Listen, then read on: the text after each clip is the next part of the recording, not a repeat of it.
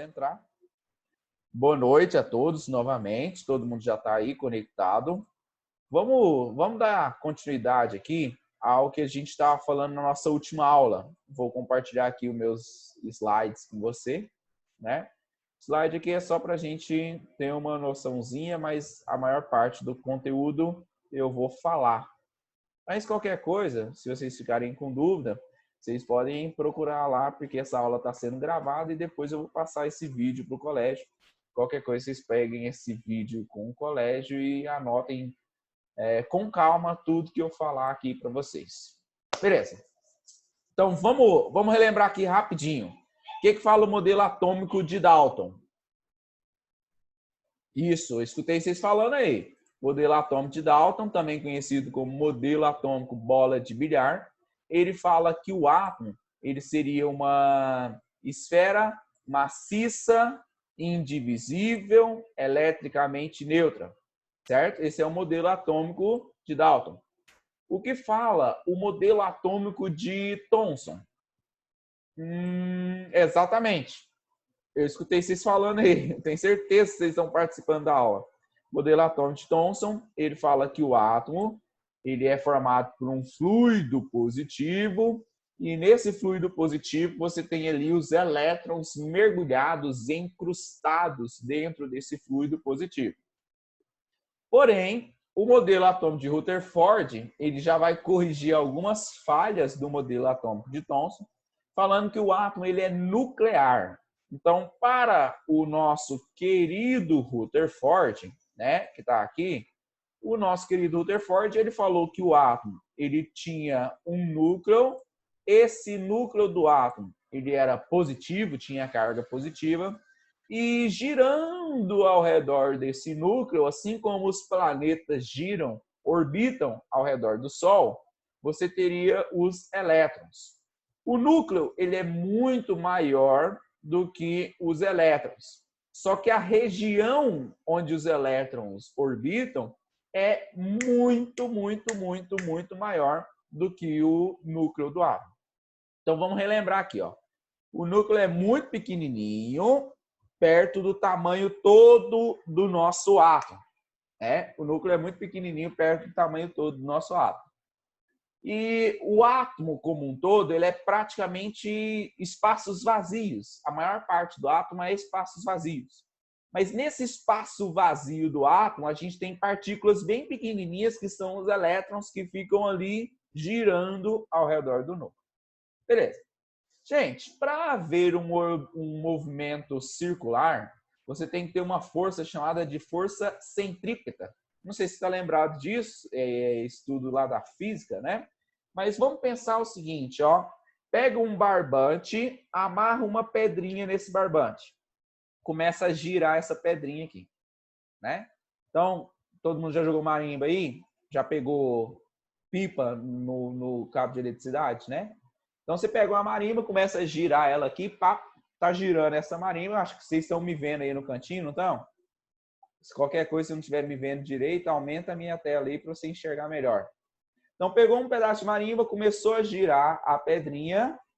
A pedrinha ela vai continuar num movimento circular enquanto a corda estiver amarrada nela, né? Se você corta a corda, no exato momento que você cortar a corda, a pedrinha vai sair desse movimento circular. Então, só existe um movimento circular se existir a corda, nesse caso. E essa corda, ela está fazendo uma força que a gente chama ela de força centrípeta, que é uma força que está direcionada ao centro da nossa circunferência. Então, imagine o seguinte, ó, esse elétron aqui, ele está em movimento nessa direção, ok? Essa aqui é a direção, sentido e direção da velocidade desse elétron. Só que existe uma força atrativa desse elétron com a nossa partícula positiva que está aqui no meio. E por isso, a velocidade desse elétron, ela muda de direção o tempo todo. Quando o elétron chega nesse ponto aqui, ó, quando o elétron está nesse ponto, né, ele já tem uma velocidade com outro sentido. qual que é o sentido da velocidade? Como outra direção, quer dizer, né? Outra direção e outro sentido. Na verdade, os dois mudou. Então, quando você muda a direção da velocidade, você teve uma aceleração. E essa aceleração, ela precisa de uma força. Essa força, ela é a força centrípeta, que é a atração que o elétron tem pelo núcleo. Do mesmo jeito que o barbante estava puxando a pedrinha, aqui, no caso do nosso átomo, quem está puxando a pedrinha é a carga positiva do núcleo, que está puxando a pedrinha, que seria o elétron, que mantém esse elétron orbitando ali ao redor do nosso núcleo. Conseguiram entender?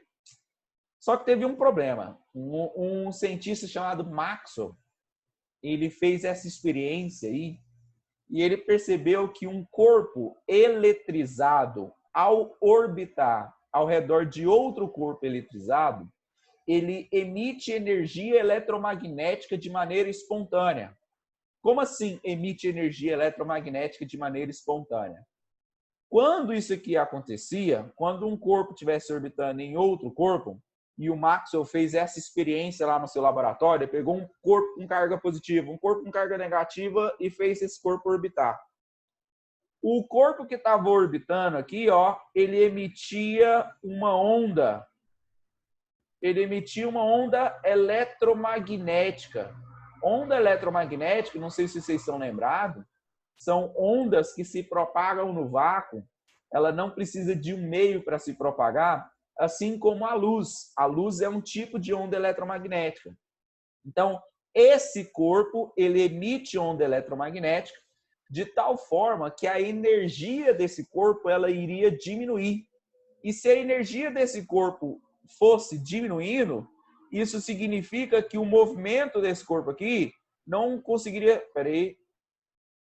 O movimento desse corpo aqui, ele não conseguiria ser um movimento circular, né? Não teria como esse corpo ter um movimento circular. Esse corpo aí, ele teria um movimento que a gente vai chamar de movimento espiral. Ó, imagine o nosso elétron com um movimento circular. Para ele manter o movimento circular, a energia dele teria que ficar constante.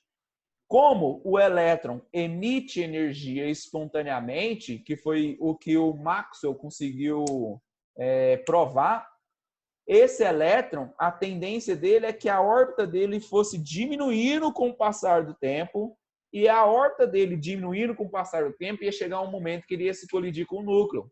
Então, pensando assim, o modelo de Rutherford não poderia ser verdade, né, de acordo com as experiências de Maxwell. E agora? Essa aí é a falha do modelo de Rutherford. A física não explica ela. A física clássica, ela mostra que o elétron, ao girar ao redor do núcleo, ele deveria emitir energia eletromagnética e ir em direção ao núcleo de maneira espontânea. Então, ele não permaneceria na órbita, ele não permaneceria na eletrosfera, mas ele se fundiria com o núcleo. Só que isso não acontece, senão todos os átomos não teriam eletrosfera, só teria um núcleo com elétron grudado. Como explicar isso aí agora? Como explicar essa falha? Para explicar isso aí o trem complica. Porque a física newtoniana, que é conhecida como física clássica, ela não explica isso. Quem vai explicar isso é a física quântica. É uma nova interpretação da física que ela é utilizada para entender corpos que têm um tamanho de átomo ou tamanho de partículas, como fala, subatômicas, né? As partículas subatômicas, elas não se comportam como materiais macroscópicos. O comportamento de materiais macroscópicos, que é explicado todo pela física clássica, ele não é idêntico ao comportamento de corpos subatômicos ou de corpos microscópicos ao nível de um átomo. Então, essas partículas aqui, elas não se comportam da mesma maneira que as partículas grandes, do que corpos grandes. E é isso que torna o entendimento dos modelos atômicos mais atuais tão complicado. O modelo atômico atual, ele não condiz com a física que nós conhecemos, com a cinemática de Newton, né? Com as leis de Newton. Eles seguem leis diferentes, que são propostas por Planck, Max Planck, e também por Einstein, né? Mas, antes de chegar nisso, a física quântica ela começa com um cientista chamado Max Planck, né? O Max Planck ele fala sobre quantização da energia. O que é quantização da energia? Quantização da energia é porque a energia ela é descontínua e não contínua. Eu não sei se eu cheguei a comentar isso para vocês, mas a matéria ela também é descontínua, né? Quando você pegou as primeiras ideias de composição da matéria, que são as ideias lá de Aristóteles, em que a matéria era formada por água, terra, fogo e ar, eles acreditavam que a matéria era contínua. Ou seja, a matéria não era formada por partículas, era uma coisa contínua, né? Não tinha pequenas partículas que formavam essa matéria. E a energia, a ideia que a gente tem de energia inicialmente é que a energia também era contínua. A energia não era formada por pequenas partículas que juntas formavam essa energia. É até um pouco difícil entender, porque energia não é partícula, né? Mas energia também é descontínua. Enquanto que a matéria é formada por partículas, que a gente chamou ou denominou de átomo, a energia ela é formada por quântons. O que é um quântum? Um quântum é como se fosse uma partícula para formar a matéria, só que para formar a energia. Então, a energia ela é formada por quântons, ou seja, por pacotinhos de energia que juntos formam uma grande quantidade de energia. Sendo assim, a gente não pode ter qualquer valor de energia.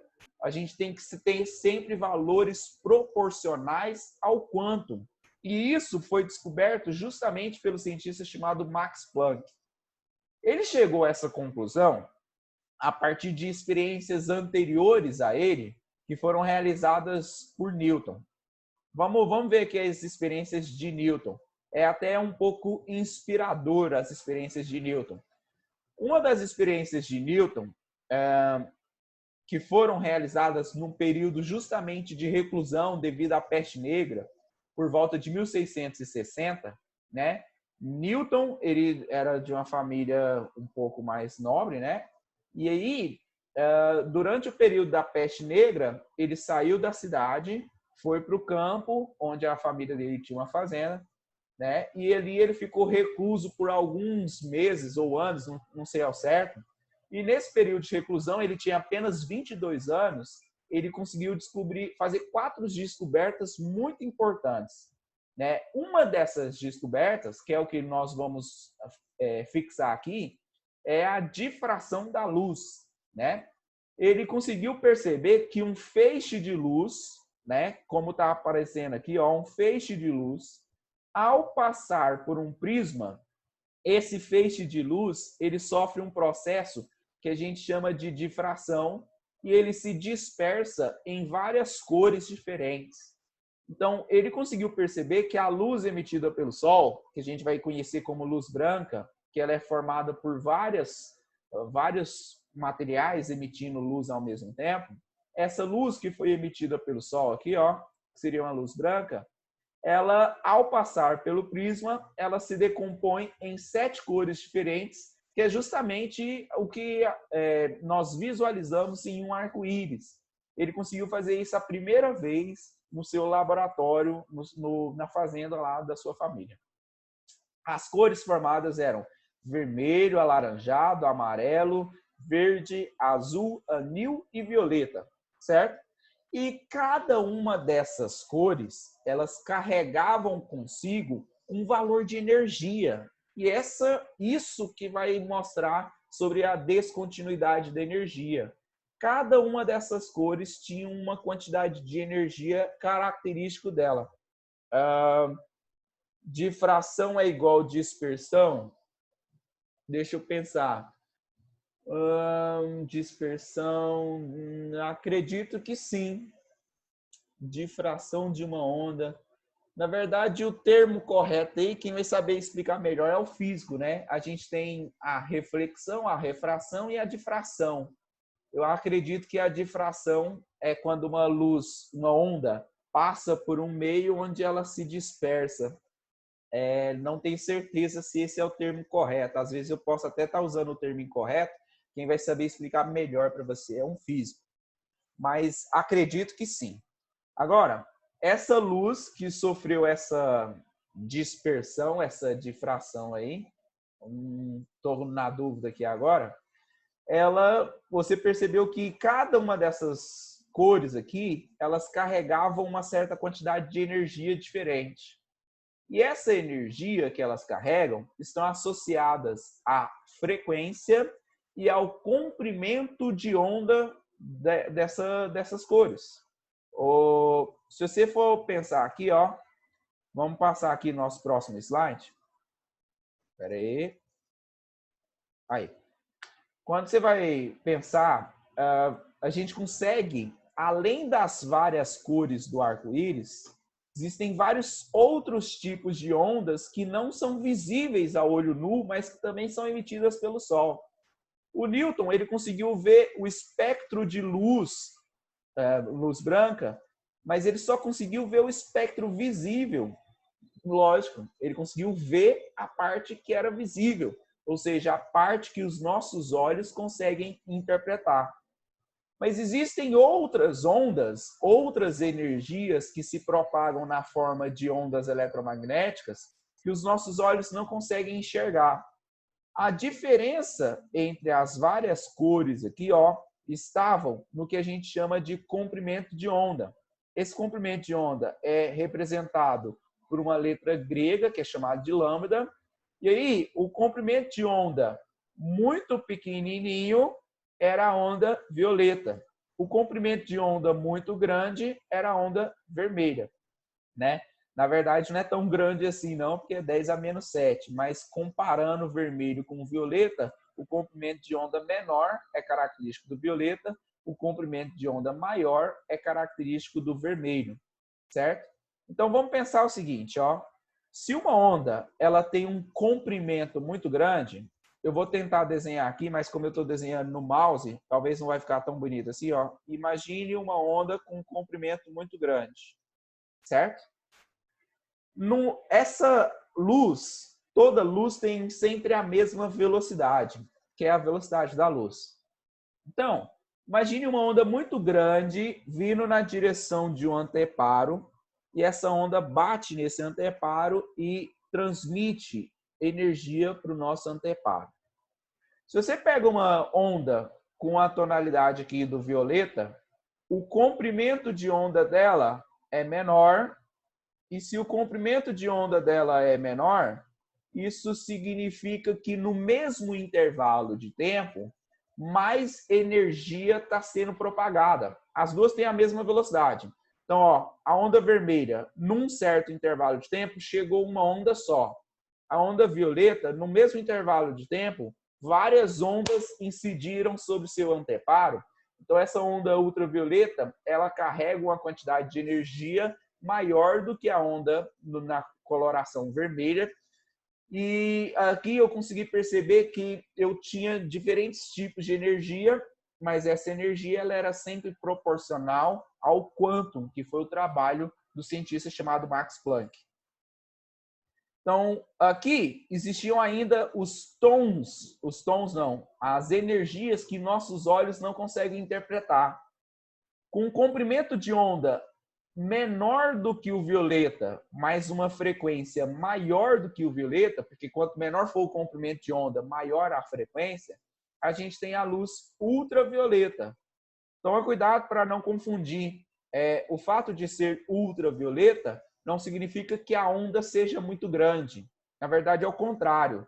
A onda é tão pequenininha que várias ondas chegam por segundo. Então, ela tem um comprimento de onda muito grande e uma frequência muito pequena. Por isso que ela é ultra. É uma onda com uma frequência tão grande que ela carrega muita energia em si. Por isso, quando você vai tomar sol e tem o sol do meio-dia, tem muitas ondas ultravioletas sendo emitidas, você se queima com maior facilidade devido a essas ondas ultravioletas que conseguem ultrapassar a barreira da camada de ozônio, né? Não é todas elas, mas uma boa parte ultrapassa. Já os raios infravermelhos, eles carregam pouca energia, né? Então, o infravermelho, ele é uma onda menos perigosa para a gente, porque ele carrega uma quantidade de energia menor. O Max Planck, o que ele conseguiu perceber analisando todos esses tons de luz? Ele percebeu que a energia ela é igual a uma constante, que é chamada de constante de Planck, vezes a frequência. Então, toda a energia ela está associada a essa constante de Planck, que foi o que nós chamamos de quantização da matéria. Então, a energia ela é a frequência vezes um valor constante, ou seja, ela é proporcional a um pacotinho de energia que junto vai formar uma quantidade de energia maior. Pensando nisso aqui, é que o cientista chamado Bohr vai fazer correções ao modelo Rutherford. Você lembra que eu falei que o modelo Rutherford ele era inviável de acordo com a física newtoniana, ou seja, a física clássica? Então, a gente precisou de uma nova física para conseguir explicar o modelo de Rutherford. Esse modelo, ele não muda muito, por isso ele é conhecido como modelo de Rutherford-Bohr, porque o Bohr não cria um modelo completamente novo, ele cria um modelo, ele só faz algumas correções ao modelo de Rutherford. Os micro-ondas não fazem mal para a gente, né? Na verdade, o tempo todo existem ondas colidindo com nós. Se você tem a televisão, o rádio, tudo isso, os satélites, eles estão emitindo ondas. Só que eles emitem ondas com um comprimento muito grande e uma frequência muito pequena. Então, essas ondas elas não são maléficas para a gente. Senão, o tempo todo a gente está recebendo ondas de rádio. Tem ondas de rádio passando aqui o tempo todo, né? Senão, isso seria prejudicial para a gente o tempo todo. Não é só de acender o micro-ondas que isso aconteceria. Alguém aqui colocou, acho que o conceito. Difração serve para caracterizar a forma em que uma onda se move. Dispersão é usado para caracterizar quando a luz separa suas várias frequências e formam as várias cores igual o arco-íris.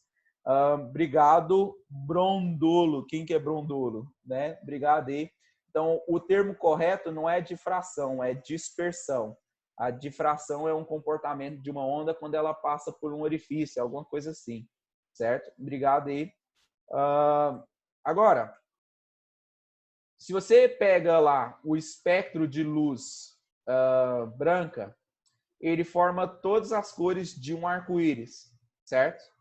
Agora, quando você pega uma lâmpada que não é uma lâmpada incandescente, uma lâmpada branca, você pega uma lâmpada formada por um elemento específico, e no caso aqui, o Bohr, ele utilizou uma lâmpada formada pelo elemento hidrogênio.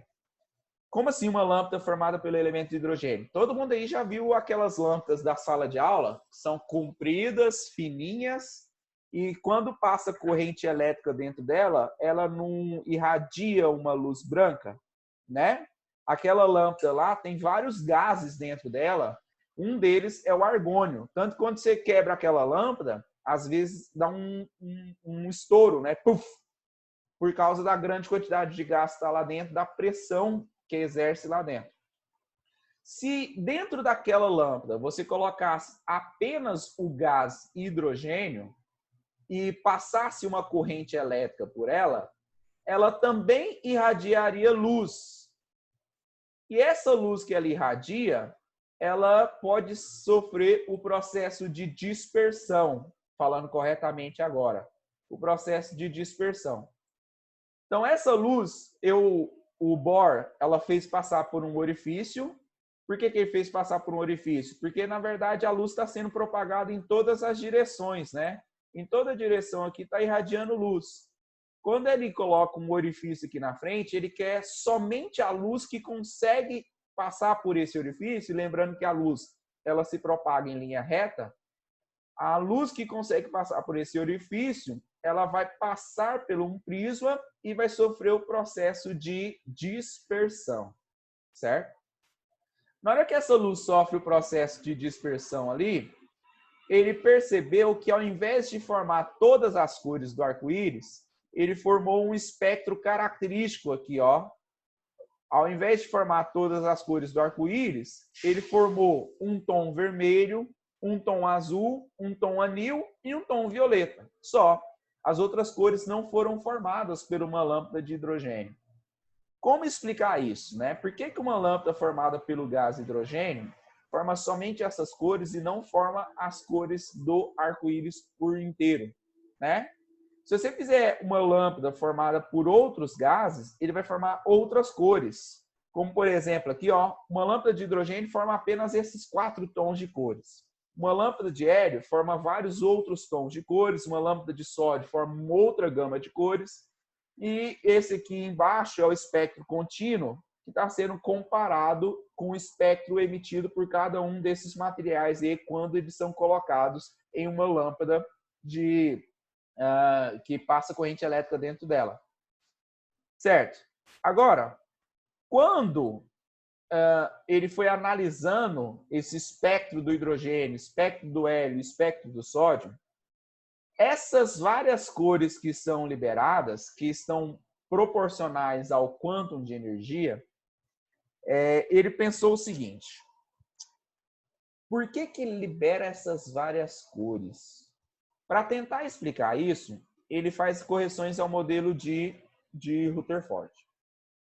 Se nós pensarmos que o elétron ele não pode assumir qualquer valor de energia, por que o elétron não pode assumir qualquer valor de energia? Porque a energia não é contínua, ela é descontínua. Então, ou o elétron ele tem um quantum de energia, ou ele tem 2 quântons de energia, ou ele tem 3 quântons de energia, né? É como a gente pensar um corpo. Ou um corpo é formado por um átomo, ou por 2 átomos, ou por 3 átomos. Só que a energia não é formada por átomos, ela é formada por quântons, né? Pensando assim, o elétron que está ao redor do nosso núcleo aqui, imagine que aqui eu tenho o desenho do núcleo, né? Que é positivo. E ao redor desse elétron, desse núcleo, você tem aqui justamente o elétron. Se esse elétron ele não pode assumir qualquer valor de energia, significa que ele deve ficar com uma energia constante. Ele não deve emitir energia eletromagnética quando ele está orbitando ao redor do núcleo do átomo, porque não existe valor de energia associado a essa posição aqui, ó. Não existe energia associada a isso, porque não é proporcional ao quantum. Então, o elétron não pode ocupar essa posição. Ou ele ocupa uma posição proporcional a um quantum, ou ele ocupa a posição proporcional a 2 quântons. Não existe uma continuidade na energia. Sendo assim, meninos, a gente pode pensar assim, ó, o elétron, ele ou está com um quantum de energia, ou está com um valor de 2 quântons de energia, ou está com um valor de 3 quântons, sempre valores proporcionais. O Bohr falou, então, que, primeiro, ele escreveu um postulado falando assim, ó, o elétron ele tende a ficar com uma energia constante. E na hora que o elétron fica com uma energia constante, ele fica orbitando em uma camada circular estacionária. O que é uma coisa estacionada? É quando ele está paradinho naquela camada. Não significa que ele está parado completamente. Ele está estacionado nessa camada com energia constante. É uma camada chamada de estacionária. Porém, esse elétron ele pode receber uma energia externa. E ao receber uma energia externa, que seria uma energia proporcional aos quântons, ele pode saltar para uma camada mais externa, como está mostrando aqui. Ao saltar para uma camada mais externa, ele absorveu energia externa e por isso a órbita dele ficou mais externa, maior. Ele ficou numa órbita mais longa, mais distante do núcleo. Esse elétron, quando está numa órbita mais distante do núcleo, a tendência, como já era descrito por Maxwell, é que um corpo, ao orbitar, ele emite onda eletromagnética. Só que ele emite onda eletromagnética dentro do espectro de luz, ou dentro das energias que são possíveis de serem emitidas.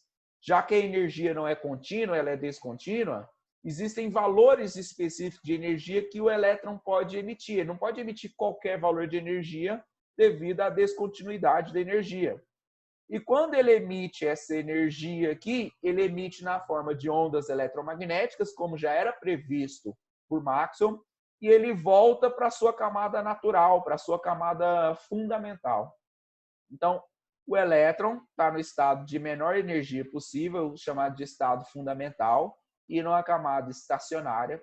Ele recebe energia externa, passa para uma camada mais externa, fica mais energético. Mas aí, naturalmente, ele emite essa energia que ele absorveu na forma de ondas eletromagnéticas, que é um tipo de luz. O átomo de hidrogênio, a gente está fornecendo corrente elétrica para ele aqui atrás. Ó. Vamos lembrar do slide aqui, ó. Esse slide. Aqui você está fornecendo corrente elétrica para o hidrogênio, ou seja, você está fornecendo energia para esse hidrogênio. Na hora que você vai fornecendo energia para esse hidrogênio, os elétrons dele saltam para uma camada mais externa e imediatamente depois volta para a sua camada natural, emitindo ondas eletromagnéticas. Essas ondas eletromagnéticas que o hidrogênio emite é justamente a luz que nós conseguimos ver saindo de dentro dessa lâmpada aqui, ó. É as ondas eletromagnéticas emitidas pelos átomos de hidrogênio, certo? E essa luz eletromagnética que ele emite passou aqui e caracterizou essas 4 cores. Por que caracterizou apenas essas 4 cores? É porque essas cores que foram formadas é a diferença de energia que existe entre as camadas do hidrogênio. Quando o elétron salta da segunda para a primeira camada, ele emite uma onda.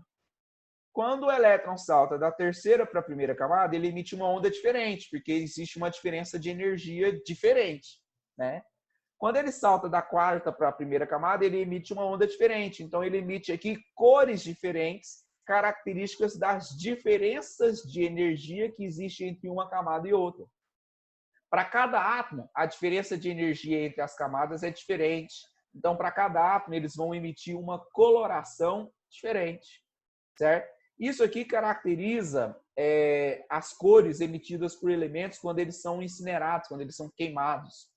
Por exemplo, quando você coloca um cristal de sal grosso na chama, no sal ou no fogo, essa chama ela tende a ficar amarelada, porque o sódio que tem no sal grosso ele tende a liberar ondas eletromagnéticas num tom de cor amarelado. Ele libera ondas eletromagnéticas em vários outros tons, mas destaca-se o amarelo porque ele emite mais ondas eletromagnéticas nesse tom de cor. Então, se você quer um fogo de artifício com tom amarelo, basta você colocar sódio dentro dele. Se você quer com cor verde, basta colocar cobre dentro dele. Se você quer um tom violeta, coloca potássio. Se você quer um tom vermelho, coloca bário. E aí a gente consegue obter várias cores pelo processo de combustão dos nossos metais ou de átomos, né? Quando você joga energia no átomo, o elétron salta, volta para a sua camada fundamental e emite uma luz característica daquele átomo. Conseguiram entender, meninas? Esse modelo de Bohr é o mais cobrado nos vestibulares, inclusive no Enem. Referente à luz que é emitida, a diferença de camadas, a diferença de energia entre as camadas, né? E o modelo atual, ele é baseado na ideia de dois cientistas. Aí eu tenho 3, mas é porque o terceiro cientista ele se baseou nos outros 2 para conseguir explicar de uma forma mais simples, de uma forma melhor. O primeiro é de Broglie. Nossa, é difícil falar isso, hein? De Broglie. De Broglie, ele fala que o elétron ele tem comportamento de partícula e de onda ao mesmo tempo. Então, o elétron tem comportamento dual. Apesar inicialmente nós pensarmos ele como sendo uma partícula, ele se comporta como se ele fosse uma onda. Então, ele carrega energia, ele se movimenta como se fosse uma onda em dadas equações, em dados, como que eu digo, situações. Então, agora começa a complicar, porque o elétron ele não tem comportamento só de partícula, tem comportamento de onda. O Heisenberg e esse modelo atômico atual, ele é baseado apenas em equações matemáticas. A gente não tem um modelo visual para ele. Então, a gente não vai mais tentar imaginar o átomo. O modelo atômico atual não imagina o átomo, qual que é o formato desse átomo. O modelo ele é baseado na ideia de de Broglie e na ideia de Heisenberg. Heisenberg falou que não dá para determinar ao mesmo tempo aonde está o elétron e qual é a velocidade desse elétron. Teve uma pergunta aqui rapidinho.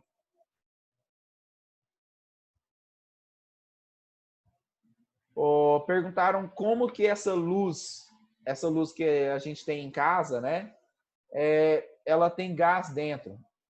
Você tem um gás lá dentro da lâmpada, tem um eletrodo positivo, um eletrodo negativo, que joga corrente elétrica ali dentro. Na hora que ele joga energia ali dentro, os átomos que estão dentro dessa lâmpada, os elétrons deles saltam e voltam, saltam e voltam. Na hora que o elétron salta e volta, ele emite ondas eletromagnéticas, ou seja, ele emite luz. Não é gás oxigênio. Ele tem outros gases que estão ali dentro. O oxigênio é necessário para a reação de combustão, mas elas não queimam lá dentro da lâmpada. Não há uma reação de combustão lá dentro. Ela apenas não tem a queima. Ah, tá. Deixa eu ver. Como que a lâmpada queima? Na verdade, essas lâmpadas brancas, como que elas queimam? A lâmpada antigamente ela queimava quando o fio de tungstênio ela arrebentava. As lâmpadas atuais elas não queimam. Acontece ali ou um vazamento de gás ou a condução elétrica não consegue passar bem ou estraga, mas ela não deveria queimar nunca, essas lâmpadas atuais. Agora eu entendi. A pergunta não é se há combustão, é como que a lâmpada queima, quando que ela para de funcionar. Ela para de funcionar quando tem vazamento do gás, ou entra gás lá dentro, ou quando as correntes elétricas ali, os eletrodos ali, eles param de funcionar. Por último, para encerrar a aula, falta um minutinho aqui, menos de um minuto. Heisenberg, ele fala que não dá para determinar exatamente onde está o elétron. Então, a gente não tem mais uma órbita específica para o elétron. A gente imagina que o elétron ocupa um espaço ao redor do átomo, mas não que ele faz um movimento específico dentro do átomo. E o Schrödinger só utilizou equações de onda para explicar melhor a ideia de Heisenberg. Então, ele só explica melhor o que o Heisenberg tinha descoberto. Ele não cria um modelo novo e o modelo atual é baseado na ideia desses três caras aí. Beleza? Então, aqui seria uma sequência de como os modelos atômicos evoluíram. Certo, meninos? Bom, por hoje é só. Vai encerrar a nossa aula aqui. Obrigado pela atenção de todos vocês.